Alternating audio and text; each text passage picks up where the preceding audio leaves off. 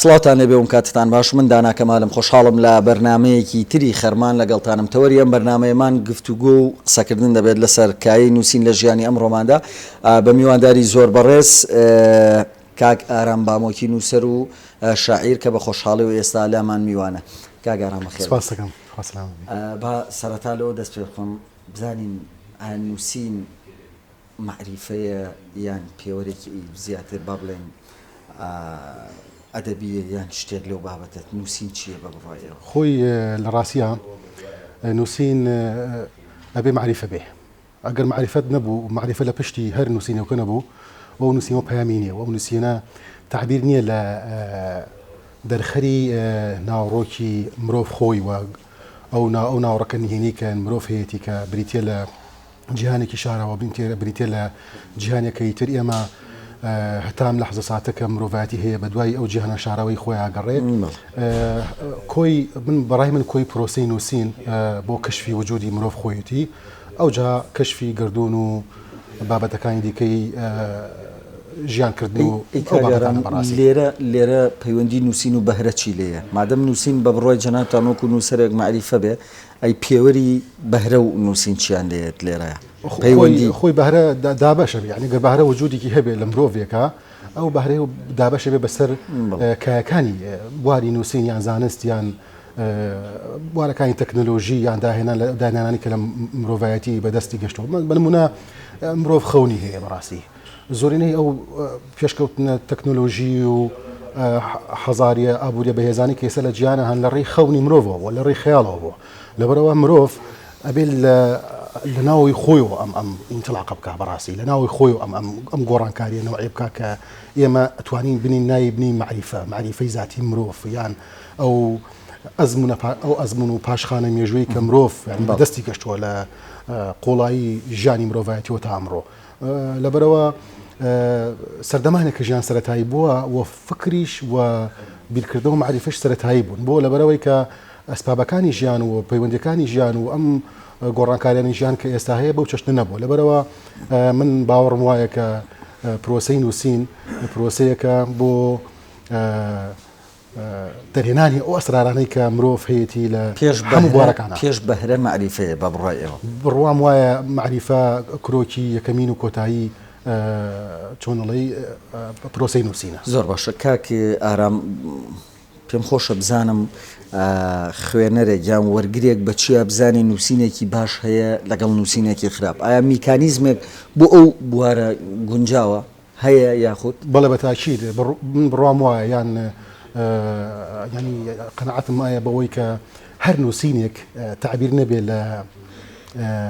ژیانی نووسەر خۆی یان ژیانی کۆمەلگاکەی و تعبیر نەبێ لە ئەو هەموو خەم و ژان و ئازارەی کە لە ناو نیشتیمانەکەی خۆیان هەیە و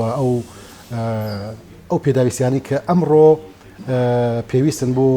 کایەکانی ژیان بۆ هەناسەدان بۆ گفتوگۆ بۆ ڕاگۆڕینەوە بۆ بەگشتی دنیای معریفە واکا لە ئینسان کە گزارست لە بابەتە معنەوەکانی خۆی بکە یان بابەتە ژیانەکانی خۆی بکە.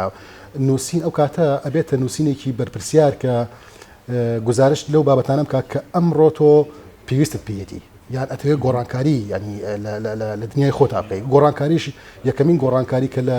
دەوروبەری تۆ لە ناو خودی خۆتا دەسەکەوێت کە دروسەبیان دەسەکەوێت ئەوەیە کە تۆ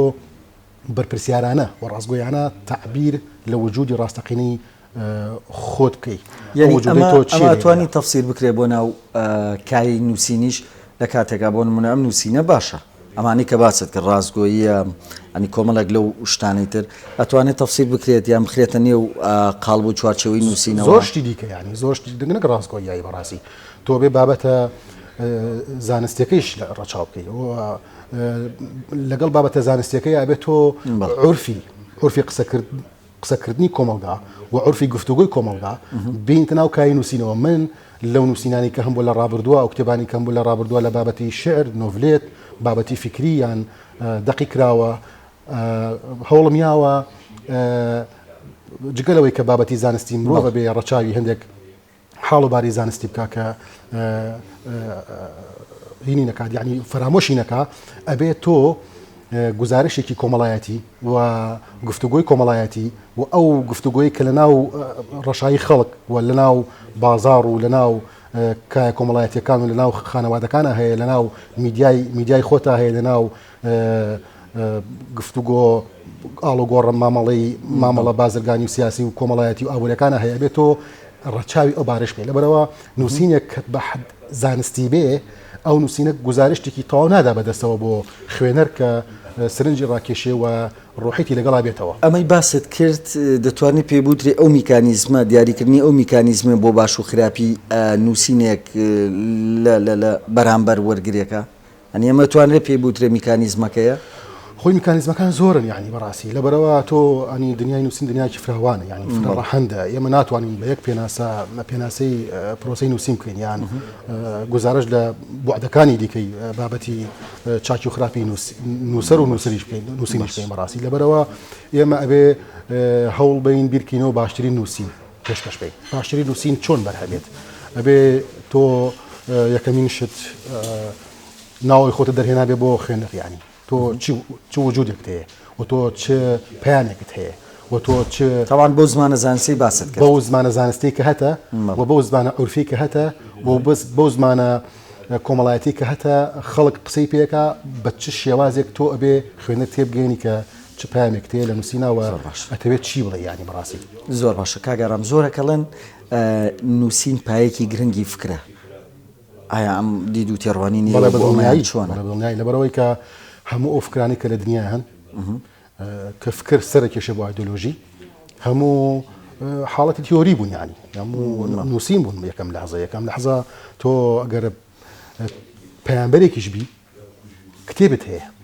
حاڵەتی تیۆریت هەیە گفتوگۆت هەیە و گفتوگۆکان لەگەڵ پرۆسەی نووسین کە حاڵەتێکی تیۆریەن یەکەم هەنگاوی ئەوەن کە تۆ دەست پێ بکەی ینی دەست پێ بکەی کە مخاطبی بەرامبەری خۆت بکەی کە مرۆڤە لەگەڵ هاوزمانەکانی خۆت و لەگەڵ کولتورەکەی خۆت لەگەڵ ژیانی سەرەتایی و پێشکەوتنەکانی خۆت لەگەڵ دەوروبەری خۆت جیهانی دەرەوەت ئەمە هەموو پەیوەستن بەیەکەوە نووسین لای نووسەران دەبێ بەرپرسیارەتی و پەیام بێ بەجددی دەبێت نووسینەکە بەرپرسیارەتی و پەیامی هەڵگرت بێ بەڵێ بەدڵنیایی لەبەرەوە من کاتێکە دیوانێک بڵاوەکەمەوە یان نۆڤلێتێک بڵاوەکەمەوە یان وەکو نووسەرێک ڕۆمانێک ئەنووسم یان بابەتێکی فکری خەمە کتێبخانەکانەوە بێ بێ چ شتێک لە پشتی ئەم بڵاوکردنەوەی کتێبەوە هەبێ ئایا هەر بۆ بزنسە یان ئەبێ بۆ خۆ دەرخستنە ئەمڕۆ لێشاوێک لە نووسەر و لێشاوێک لە میدیاکار لێشاوێک لە خەڵکی بزنسمان لێشاوێک لە کەسی سیاسی ئێوێ هەرەوەنە دەرکەوێت و بێتە ناو بانک یعنی بەس کاگەڕام ئێستا هەز ناکەن کە بەو پێی لە ناو وەسەتەکەیان هەز ناکەن کە ئێستا زۆرێک ئەنووسن و هیچ بەرپرسیارەتێکیش هەڵ ناگرن زۆرێک ئەنووسن و هیچ پەیامێک لە نووسینەکانیانە نییە یعنی ئەمە چی بکرێت بۆ ئەوەی ستۆپیان پێ بکرێت بۆ وەستێنرێن خۆی ئەبێ کتێبخانەکان بە تایبەتی ناوەندە ئەکادیمی و زانستیەکانی کوردستان بە زانکۆکانەوە بە ناوەندە لێکۆڵیار و چاپەمەنیە ئاڕاستەکراوەکانەوە کە مەبەستمان ڕاستەکراوەکانەوەی کە ئەم چاپەمەنیانە هەدەفێکیانی لە بڵاوکردنەوەی کتێبانی کە پاڵپشتی یا سەپۆرتی نووسەرانەکەن بۆ بڵاوکردنەوەی کتێبەکانیان ئەبێ ئەوان یعنی بەرپرسیار بن یەکەمین جار اینجا ڕێگر من لەو نووسەرانەی کە بەرپرسیار نین لە بەرامبەر کولتوری نیشتیمانەکەیان و ئاینی نیشتیمانەکان هێڵە سوورەکانی نیشتیمانی ئەو کۆمەلگایە وان یان کولتورەکەی ئاینەکەی سیاسەتەکەی ئابوووریەکەی هەمووانە پەیوەستن پێکەوە لە ژیانی کۆمەڵایەتی و سیاسی ئێمەیە ئەبێ ئەم ناوەندانە بەرپرسیار بن یەکەمین هەنگاو دەرگا بۆ من بەرپرسیارن تام لە حەزەیە من وام نبینیەوە بەرپرسیاتی ئەو تۆڵگرن بەڵام ئەش بینم یعنی هەندێک ناوەندی چۆن ڕێگە بە بڵاوکردنەوە ئەو هەموو کتێبەدەن ئەو هەموو نووسینە لەبەرەوە مەوزوعی تەنیا پێوەستی بە مەوزوعی کتێب و نووسینەوە لە دنیایەمە کە شێواوە مەوزوعەکە مەوزوعی پەرتوبڵاوی و پەرتەوازەی مەوزوعی سیاسیە یەکەمین جار دووبارە مەسەلەن دووەم مەوزوعی کۆمەڵایەتیمان هەیە کە ئێمە دەستی خراپی تێکەوتووە و گۆڕانکاری خراپی تیا ڕوویاوە دووهەم بابەتە ئابوووریەکانمان کە ئێمە خاوەنی سەرەتێکی زۆری سامانی نیشتیمانین و بەڵام خەڵکەکەشمان هەژارە مەسەلەن ئەمانە هەموو هۆکارن دوو ئەو بابەتە ئایدۆلۆژیانی کە لە کوردستانە ئەمڕۆ دەورە گێڕن ینی دەورە گێڕن بۆ لەبەرەوە ڕۆژگارێک فلانە گروپی ڕووناکبیر و ڕۆشنگەری فلانە لایەن تاسیری لەسەر ناوچەیەکە بووە لە ناوچێکی تر بە هەمان چەشن لایەنێکی سیاسی گروپێکی دروست کردو بۆ پەخش و وەشاندون بڵاوکردنەوەی و فکری کە هەیەی لەگەڵ ئەوەی کە پەیڕەوی ناوخۆی هەر هێزێکی سیاسی لە کوردستان یان هەر جهتێکی سیاسی و ئایدۆلۆژی ناکاتەوەی کە ئێمە مەسەلەن ڕاوەستین یان مەسەلەن نەتوانین ڕێگربین لەوەی کە خەڵک وەشیارکەینەوە چین و سینێک بەرپرسیار و پەیامی ڕاستەقین دوجارەمانە ناسن ناوخانەی مێژووەوە بەڵێ بە دڵنیایی کەواتە مێژووی لەو کاتێ بەڵام مێژوو بەرپرسیارە یعنی مێژوو ڕەحم بە کەس ناکە و تەتەڵەی بابەتانەیەکە ڕۆژگارێک کە من ئەم کتێبم نووسیوە ئەمڕۆم کتێبە نووسیوە ڕۆژگارێکی وەڵامی خۆی داتەوە ئایا کتێبن لە بەرپرسیار بۆ یان بەرپرسیاتی هەڵگرتووە لە بەرامبەر کایەکانی ژیانکردن لەناو کۆمەڵگاکەی خۆیان لە بابەتە معریفیەکان لە بابەتە کۆمەڵایەتیەکان لە بابەتە ئاینەکان من لە نووسینەکانی خۆما ڕەچاوی ئەو بابەتانم کردووە کە ئەبێ ئاینداریمان چۆن بێ و سیاسەمەداریمان کۆمەڵاتیمان چۆن بێ ینی ئێمە چۆن هەڵسوکۆت بکەین چۆن بابەتە ڕوحەکانمان مەسەلەن ئێمە کە لە ڕۆژهەڵاتین مەبەستم ڕۆژهەڵاتی گەورەیە و ئەو کەڵچەرە مێژووە گەورەی کە هەمانە لە بابەتی مەسەلەی معنەوێت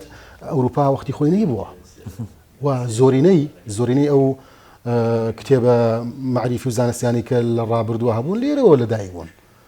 ئێمە خاوەنی ئاینزاکانی ئێمە خاوەنی کللتورە بەهێزەکانی بەڵام مەخابن کە ئێستا ئێمە خاوەنی هیچ کللتورێکی ڕەسەن نەماوین و خاوەنی هیچ ئاینێکی ڕەسەن نەماوین و خاوەنی هیچ دیدێکی ڕەسەن نەماوین بۆ پەرەپێدانی کۆی کایەکان لە ناو کۆمەڵگای کوردیە دەتوانین دوجارش بڵین بەداخەوە زۆر باشە کاگەرم زۆرێک لە خوێنەران ئێستادا کە قسەی تیاکەین ئەوداڵی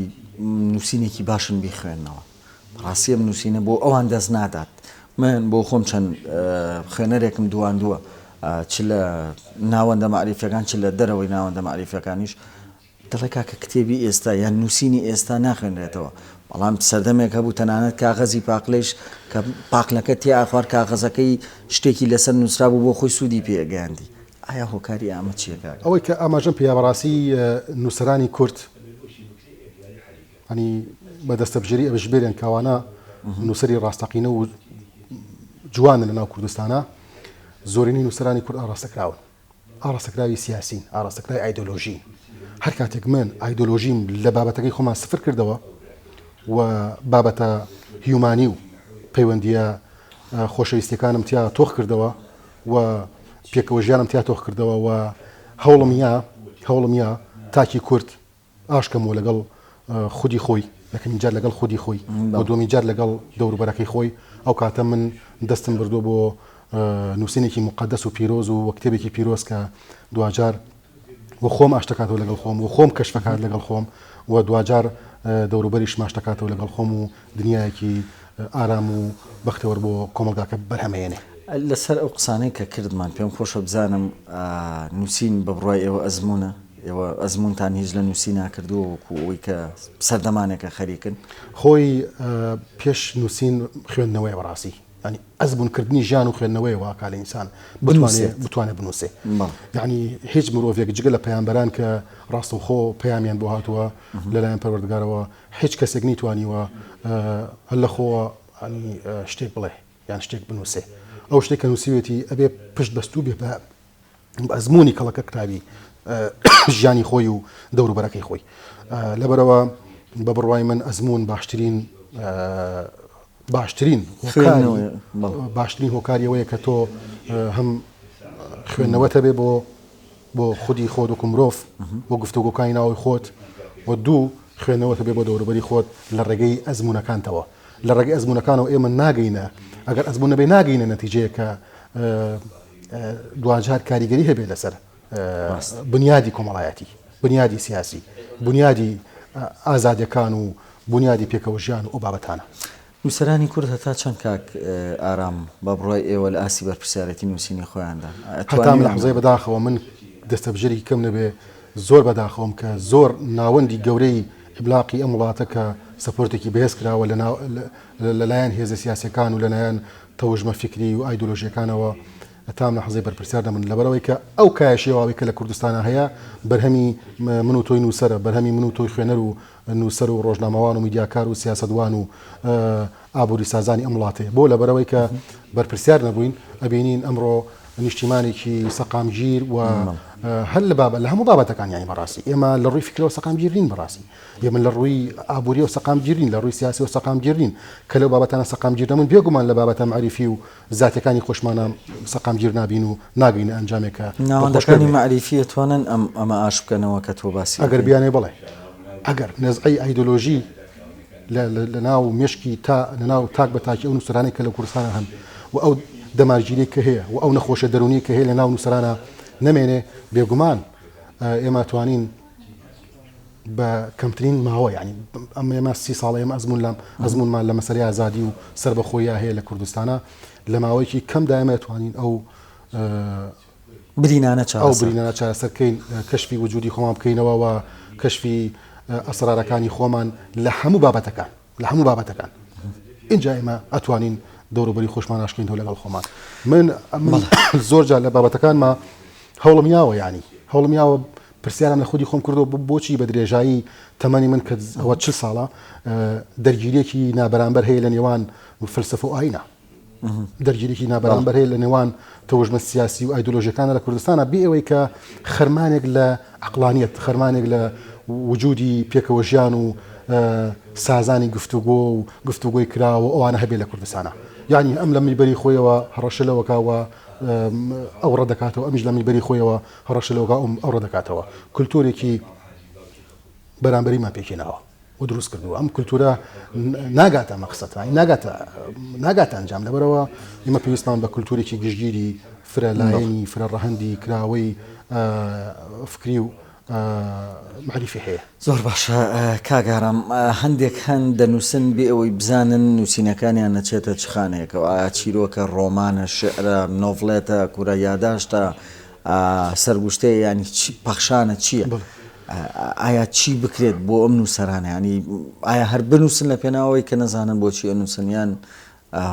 چی بکرێت بە بڕایە خۆی من بەلامەوە گرنگ نییە ئەو نووسینە ینی بچێتە بابەتێک لە بابەتەکانی نووسین ئەمە دقێکی ئەدەبیە یا دقێکی فەلسەفیە فکریە یان زانستیە سیاسیە بە بڕای من ئەو دەقە بێ نەمر بێ گزارش لە خودی کۆمەلگاکە بکە گزارش لە ئازارەکانت بکە گزارش لە کەینونەی ژیان و ژیاری کۆمەڵایەتی تۆ بکە ژیانی شارستانیەتی تۆ بکە گزارە لە شار و لە گوند و لە ئەو هاو خاکەی خۆت بکە یعنی ئەبێت تعبیر بێ لە کۆی ژیانی کۆمەڵگاکەی خۆت بەس کاگەڕام ئەڵام گرنگ نییە تۆ ئەم دەقە واڵایە یان ئەم دەقە شیعرە ئەم دەقە ئەوەیە بەڵام بەلایمنەوە گرنگەوەیە کە تۆ ئەم دەقە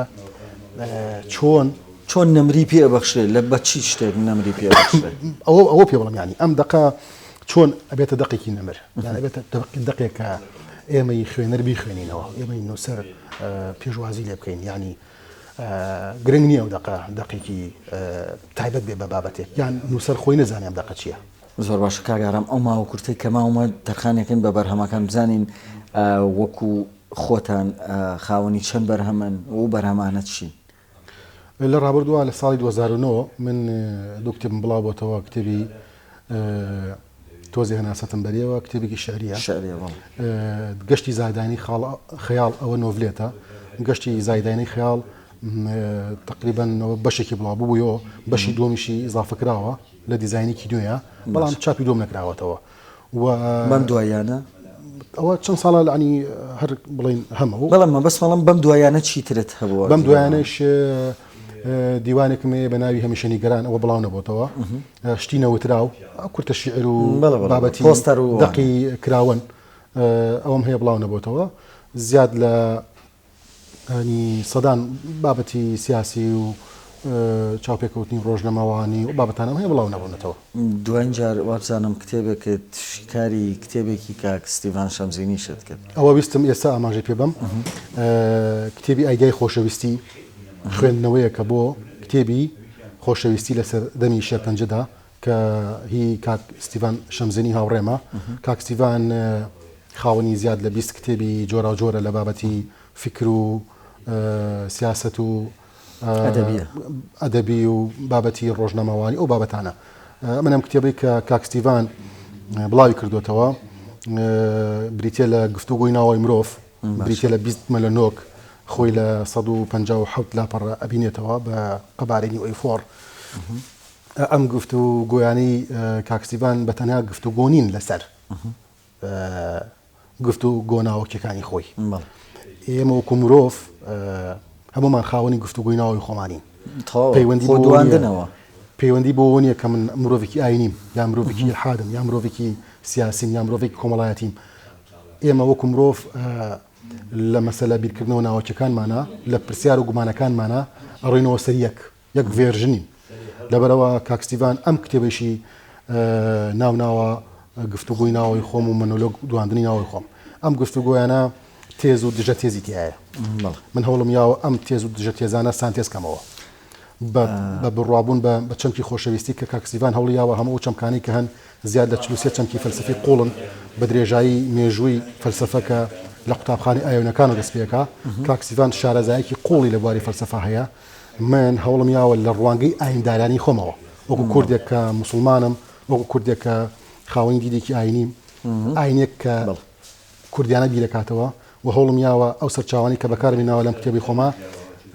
تەواو کوردیانە بن و تەواو کولتوریانە بن و تەواو تعبیر بن لە کۆی ئاینێک کە کورد پێویستی پێێتی لەم ڕۆژگارەیە